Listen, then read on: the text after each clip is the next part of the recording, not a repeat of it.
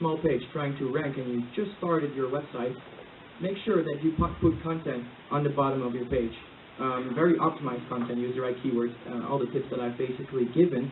It can really help you rank certain pages for certain keywords that you've chosen. And you might think, wow, that content is boring and no one's going to read it. It's true, because probably no one is ever going to end up there. And if they do, they can still read relevant content, but it helps you rank your page, and that's the most important part. Then the last one, and it might seem obvious, but be informative. The content that you deliver has to really give something to the user. It has to answer their search query. They have searched for something and they want to get that question answered. If they don't, they won't like your page. And if they bounce, it means that your page is simply not as relevant as you thought it would be. And Google will maybe even drop your rankings, and that's something you don't want. But you also want to be able to answer the questions that your users have, so they interact with your brand and maybe even change into a conversion or a lead. Then second, fulfill the user intent. It's really about giving what the user is expecting of your page. If you create a title and you're giving the expectations to the consumer and the following you write about is not about the topic at all, you're not fulfilling the user intent. And that's something that you want because you want to really deliver a relevant experience to your consumer. So all in all, it's all about creating quality content. Google doesn't really care what you do as long as you create quality content on your web page and people are visiting it. It means that your page is relevant and you'll rank high. And ranking high means that people go to your website, you create a brand image, you create conversion, and you can create customer relations like I explained before. So when you're done writing, you want to stay relevant, right? You've just written this content and now you want to make sure it gets out there and it's going to be relevant and it's going to stay relevant, hopefully forever. Monitor your content performance. It's very important. I would always use Google Analytics. I would definitely recommend to get your certificate in Google Analytics if you haven't already. It's for free, so please do it. Monitoring your content performance. Why would you do this? Why would you monitor your content? You've already written it, right? Just throw it out there, leave it there, and let's pray that someone is going to look at it. No. You're going to check out if it's actually performing well. Because what do you do if it's not performing well? What are you going to do? You're going to update your content. All right. Then promote your content. Very obvious. Make sure that there's a little share button on your blog or maybe even your regular web page so people get talking about you on the socials. Which socials? Facebook, Instagram, LinkedIn, and of course, search engine advertising, but that's something you're going to have to do yourself because you're going to have to pay for it. Why would you use search engine advertising or maybe even display advertising to promote your web page? Because it works with Google. Google really likes when you use their services because you're paying for it, but also you're promoting that web page. And that works because people, you'll end up first ranked if you're doing it properly. And that means people are going to read your webpage more easily. Yes, you have to pay for it, but if it's in your budget and you can lead it to a very high converting page, let's say a product page where people can buy a phone, yes, please use an ad if you've got the money for it and you've got the money to invest. And then also, mind your UX, and this is a very broad topic, and I think it's a topic on its own, but it's very important that you make sure that if you have a website and you've written nice content, that you make the user experience around it properly as well. So this can just be the layout or the menu on top, or maybe you can categorize everything. If you forget about these little things, and other competitors are actually doing this, making sure that the user experience is better, and the website is nicer to use than yours, people will go to the other website because it's more relevant to them. So then also some things that I think that you should never do that might seem a little bit obvious, but it's happening all the time. Don't plagiarize is the first one. How not to write copywriting. Don't plagiarize. Don't go to another website and steal. Yes, you can use the ideas of your competitors, but if you put the exact same content on there and you put it on your own web page, it's called duplicate content, and Google will see this easily, and you might get a Google penalty, which means that your page gets dropped down 50 to 100 pages and no one will ever see your website again. So please don't plagiarize from another website. Don't over-optimize.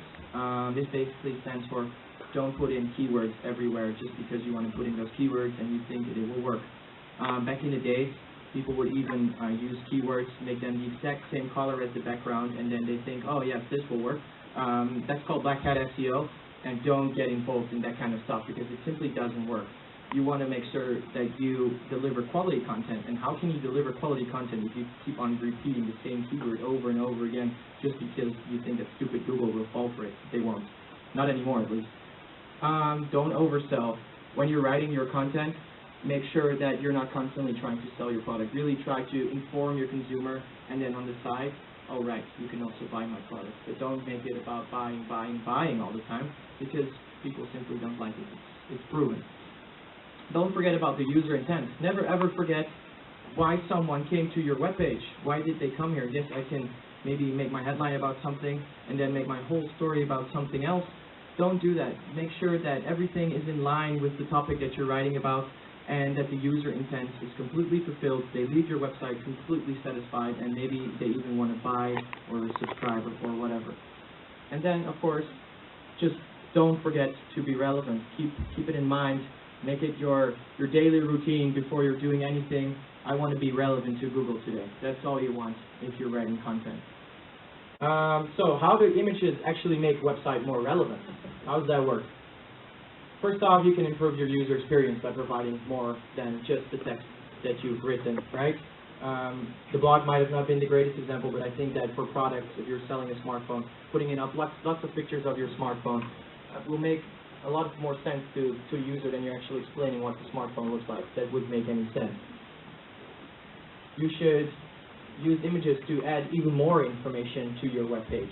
Not just the content that you've written, but also the images will give an extra information. And you make content more easily understandable. Maybe something is super difficult to explain, but one picture can already explain everything. So adding in those images can really give another perspective to your story that you're writing, the point that you're trying to come across with. Like I say, it's the image that expresses more than 1,000 words. You can write a blog trying to explain something in 1,000 words or even more, but you can use this image and it will explain much more than that, something that you might not ever be able to explain just by putting in one image or even more if it's relevant to your piece of content. And, very important, it makes you organically findable in Google. Actually, 20% of the searches that are done on Google are conducted in Google Images and not in the regular search. So therefore, putting in images also makes you more findable on Google. So if you're writing a piece of content, always make sure that you put in images because you're missing out on that 20% of the people that are actually searching on Google. And if you're putting up a video, make sure that you put it up on YouTube. Yeah.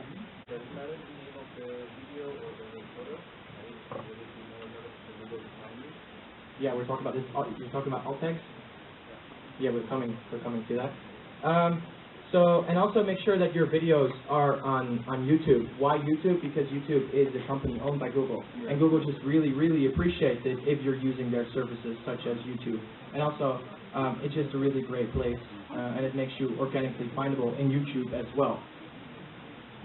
You'll also suggest it when you make the search, right? Sorry? You'll also suggest it also. Yeah, you'll get the suggestions, and that works really well. Yeah. So make sure to, when you're putting in images, that you use quality images. Make sure that the resolution fits, that the size fits, that everything makes sense with your website and it's proper quality so that it does not bother people and you create a proper user experience. And it's the same with your videos. The things that you promote in your videos, make sure that your video has proper quality and everything is done right. Use images that are on topic. Don't put in some, because I see this a lot in blogs, make sure that the image fits with your blog. Make sure that the videos fit with your blog. Don't put in something super irrelevant or something that you think is relevant to it. Really think about it. Is it really adding to my content that I've just written? Make sure that you use the proper format. What I mean about this, if you use an image that is way too large, you're going to slow down your website, and that's something you definitely don't want.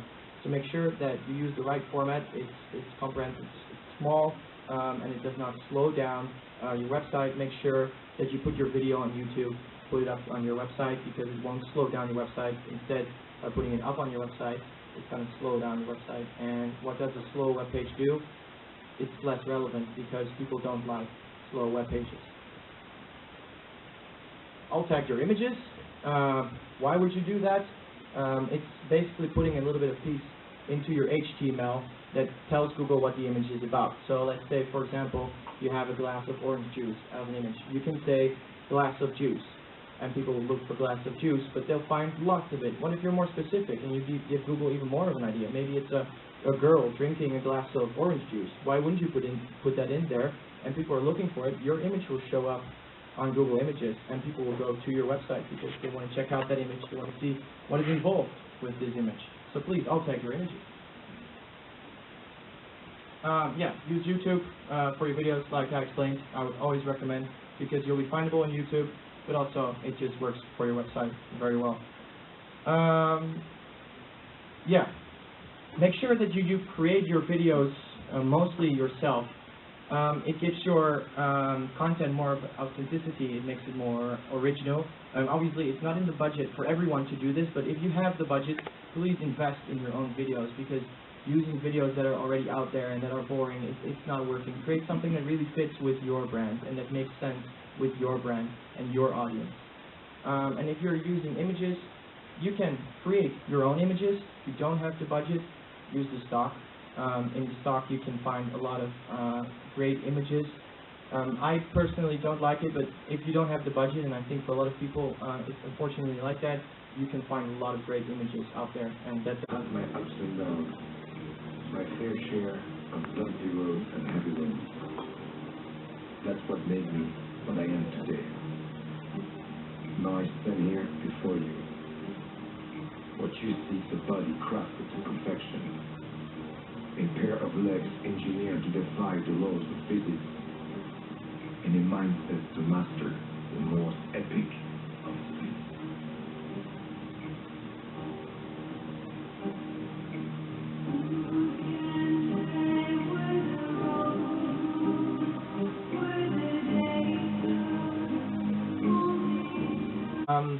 I believe that it belongs somewhere in between because people already obviously know Volvo here, but they're trying to explain why their product is so great.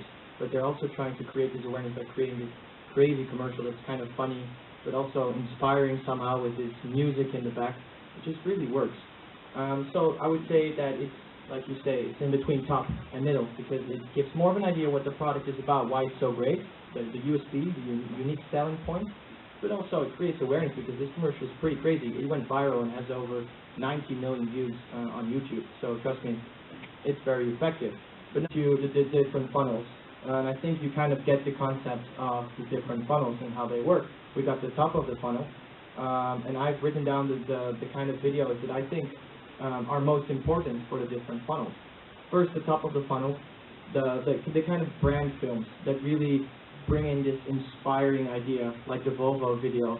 It gives you this kind of inspiration and you think, wow, it's funny, but it's also great to look at. It's really interesting. It's something that sticks in your mind and gives the kind of brand awareness the brand wants. Then also video documentaries. They can be short, they can be long, doesn't really matter. It's kind of a personal story about the user of the product. So, for example, Volvo has a lot of videos of truck drivers and how they drive with their Volvo and how it evolves around their lives and how it works.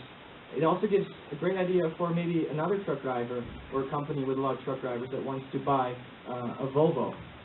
Then in the middle of the funnel, you always got product videos.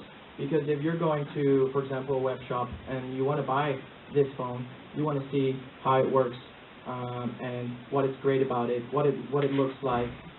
You really want to provide a video to provide more content. You could explain this by writing or putting in images, but a video can tell more than an image, more than 1,000 words. It can tell a million words, something that you can never, ever explain.